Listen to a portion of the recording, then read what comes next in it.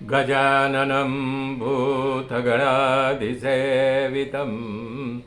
कपित्थजम्बोफलचारभक्षणम् उमासुतं शोकविनाशकारकम् नमामि विघ्नेश्वरपादपङ्कजम्। गुरुर्ब्रह्मा गुरुर्विष्णु गुरुदेव महेश्वर गुरु साक्षात् परब्रह्म तस्मै श्री गुरुवे नमः। तस्मै श्री गुरुवे नमः। या कुन्देन्दुतुषारहारधवला या शुभ्रवस्त्रावृता या वीणावरदण्डमण्डितकरा या श्वेतपद्मासना या ब्रह्माच्युतशङ्कर पवित्रभीत् देवैः सदा वन्दिता।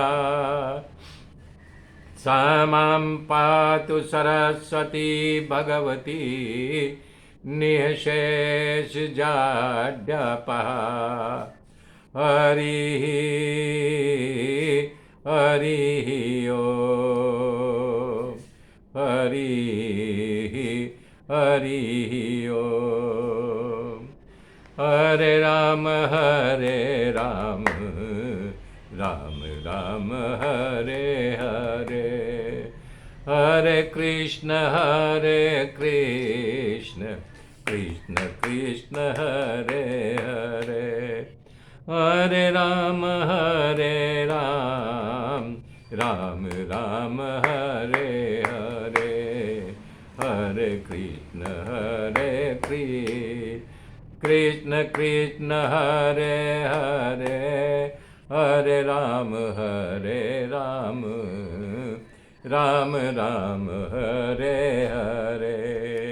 ओम नमो भगवते वासुदेवाय। ओम परमात्मने नमः।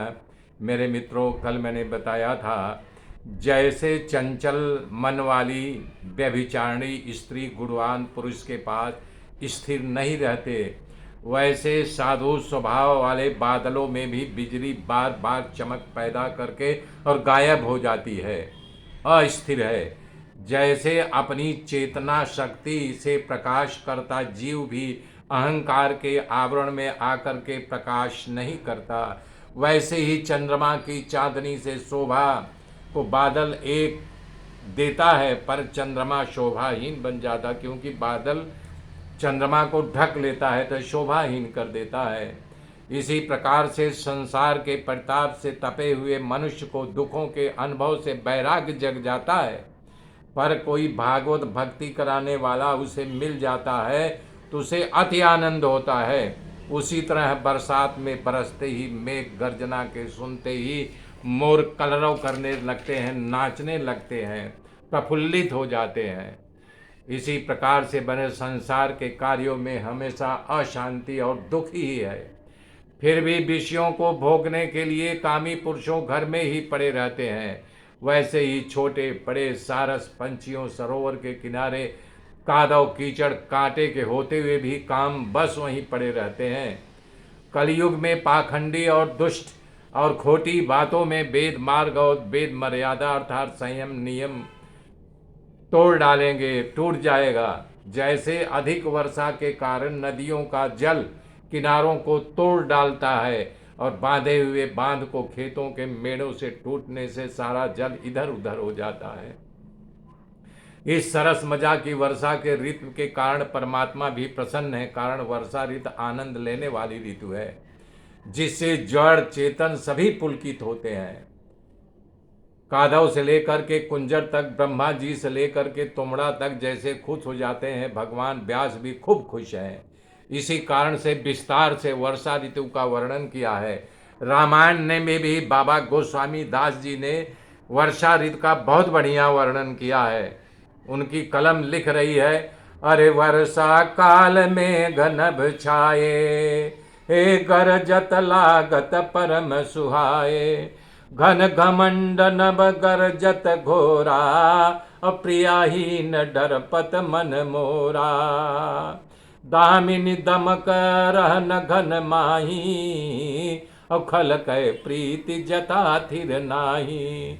बोधय गात सहै गिरि कैसे, अखल के बचन संत सहजैसे। हे क्षुद्र नदी भरि चलिय तोराई, और जस थोरे धन खलई तराई। अरे भूमि परत बाढ़ा बर पानी, जनु जी मही माया लपुटानी। और दादुर धुनि चहु दिशा सुहाई, और वेद पढ़हि जनु बटु समुदायी। अरे शशि संपन्न सोहमई कैसे, उपकारी के संपत्ति जैसे। हे महावृष्टि चल फूट कियारी, और जिमि स्वतंत्र भई बिगरई नारी। विविध जंतु संकुल क्री बाजा, और प्रजा बाढ़ जिमि पाई सुराजा। बहुत बढ़िया वर्णन बाबा तुलसीदास जी ने किया है।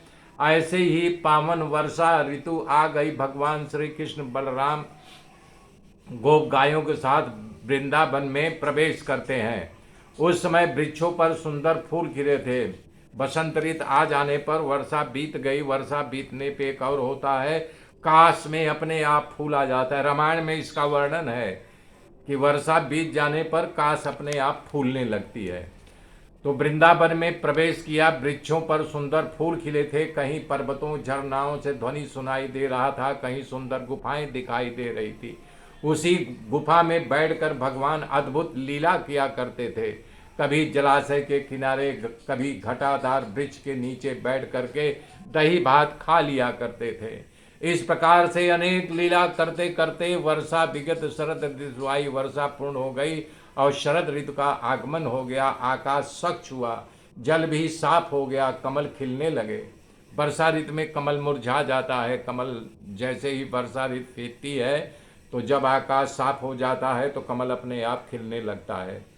जल अपनी स्वच्छता प्राप्त कर लिया। जैसे योग भ्रष्ट योगी का चित्त पुनः योग में लगने से निर्मल हो जाता है, भगवान श्री कृष्ण की भांति जैसे तमाम पापों का नाश करती, उसी तरह शरद ऋतु आते ही कादव कीचड़ अपने आप उनका नाश हो जाता है। उसी तरह ऋषि शांत होकर के सब क्रिया को त्याग करके विद्या ग्रहण करने के बाद जैसे ब्राह्मण वेद अध्ययन का त्याग करे, वैसे ही समुद्र शरद ऋतु आते ही शांत हो गया। बता रहे हैं मंत्र सिद्ध है और योग सिद्ध हुआ महापुरुष जैसे अपनी आयु भोगने के लिए रुका हो, आयु से पूर्ण होते ही उसकी मृत्यु हो तो वह देव की ऊंची योनि प्राप्त करता है, वैसे व्यापारियों, सन्यासियों, राजाओं, ब्रह्मचारियों शरद ऋतु आते ही अपना अपना स्थान छोड़ करके बाहर निकलने लगते हैं। व्यापारी व्यापार की ओर जाने लगता है। ऋषि वर्षा काल में चाहे ऋतु मास में 4 महीने बैठ करके योग जतन तप ध्यान करते हैं। कह रहे हैं कि इसी प्रकार से वर्षा ऋतु बीत गई, शरद ऋतु आई। ऐसे शरद ऋतु में कमल के सुगंध को वायु मंद गति से चल रही थी और सुगंध देने लगी। ऐसे पावन समय में भगवान श्री कृष्ण अपने ग्वाल मित्रों और गायों के साथ सुंदर वृंदावन में प्रवेश किया। उस समय पक्षियों का कलरव कर रहे थे। कलरव सररव सरिताओं पर्वतों के झरनों में गूंज रहे थे। उस समय भगवान मधुपति के बगल में ग्वालों रमत कर रहे थे, गायों चर रही थी। एक वृक्ष का टेका लेकर के प्रभु जी बैठ करके बेणुनाद किया। इस बेणुनाद ने भगवान के प्रति प्रेम पैदा कर रहा था। बेणुनाद सुनते ही गोपियों का दिल छूट गया। बंशी का नाद सुनते ही उनके हृदय में प्रेम का उछालना मारने लगा। परमात्मा के बंशी की याद आते ही वो परमात्मा की याद आ गई और गोपियों का मन हाथ से छूट गया। परमात्मा के स्वरूप उनकी चेष्टाओं का विचार करने लगी।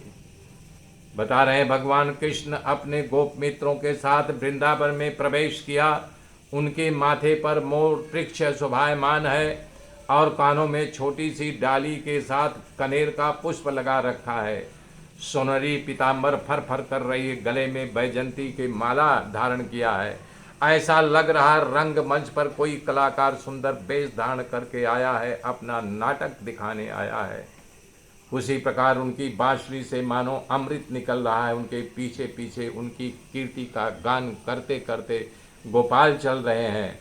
जैसे बैकुंठ की शोभा लगी हो वैसे वहाँ पर दिखाई दे रहे हैं। बता रहे हैं कि उस समय गोपियाँ श्री कृष्ण में तन्मय बन गई। भगवान श्री कृष्ण का वेणुनाद गोपियों के लिए परवश कर दिया और गोपियाँ टोला बना करके बातों करने लगी। अक्षणवतां फलमिदं न परं विदामः सख्य पशुननु बिभेषतयो वर्यस्य। एक गोपी कह रही है कि मैंने तो आँखों वाला प्राणी है, जिस प्राणी के आँखों मिली है उसकी आँखों से एक ही सफलता समझ लिया है और दूसरी कोई नहीं है। एक गोपी तो बोल रही सफलता क्या है, कहो तो खरा। तो बोली करे बस यही लाभ है। जब श्याम सुंदर कृष्ण और बलराम जी ग्वालों के साथ बछड़ों गायों को हाँकते हुए वृंदावन में जाते हैं, तो उसी तरह से जब वृंदावन से लेकर के आते हो तो मुरली अपने अधर पर रखा हो, प्रेम भरी तिरछी दृष्टि से देखते हो निगाहों से, तो अपने सामने देखते हैं उस समय उनके मुख का माधुर्य में मैं भूल जाती हूँ, एक टक देखती रहती हूँ। मेरे मित्रों, आगे की गाथा कल सुनाऊंगा। तब तक के लिए जय श्री राम, जय श्री राम।